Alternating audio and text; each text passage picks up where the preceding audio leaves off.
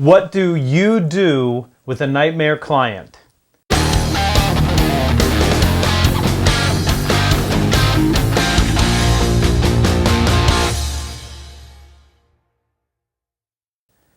Hey, it's Anthony Iannarino of thesalesblog.com, right here, youtube.com/Iannarino, traditional spelling, and author of The Only Sales Guide You'll Ever Need. And what do you do with a nightmare client? A long time ago, I won what I thought was a dream client, and my company was doing a ton of business with this company, and we started to become an integrated part of how they do business. We were providing them with literally hundreds of employees. We were having a lot of meetings. We were helping them win new clients, and we were helping them serve those clients, and it became a pretty tight partnership for a little while.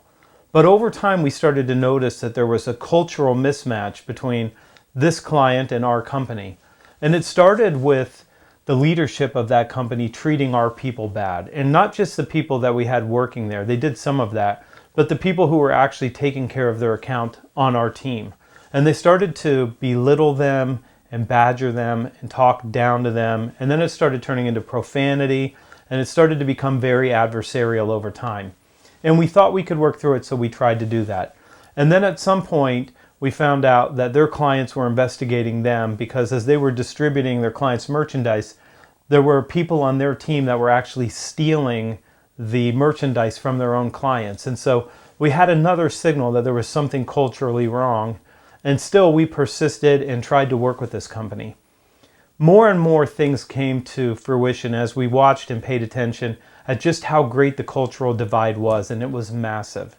And eventually they got later and later on their bills. I went out to visit the client, to meet with the CEO of the company, to ask to be paid, and to ask for a meeting so we could say, hey, we're going to have to reset our relationship because we can't go on with you treating our people this way. And I was hoping to have that conversation. But the CEO wasn't there, and I walked in and I talked to the CFO, and I asked to be paid, and he said he couldn't do that without the CEO, and I left and I got in my car. A few minutes later, my car phone rang, because there weren't cellular phones, it was actually a car phone at this time. And it was the CEO of the company who just lit into me with profanities, cussing and yelling and screaming and saying, you better never come in and ask anybody on my team to pay your bills. You don't talk about money with anybody other than me. And I said, I apologize, it was the CFO. And I thought that that was the person who was paying us, so I thought it would be okay to ask him for the money.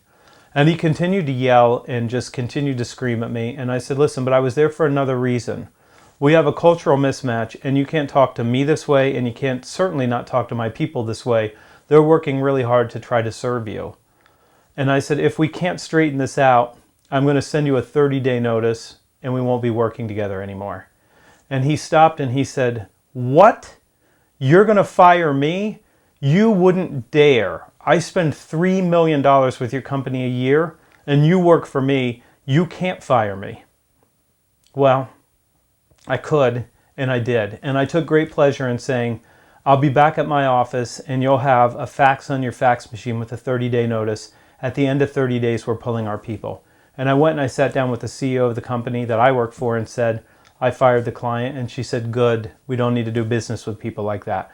$3.5 million. So imagine what your next year's goal is, and then you start $3.5 million down.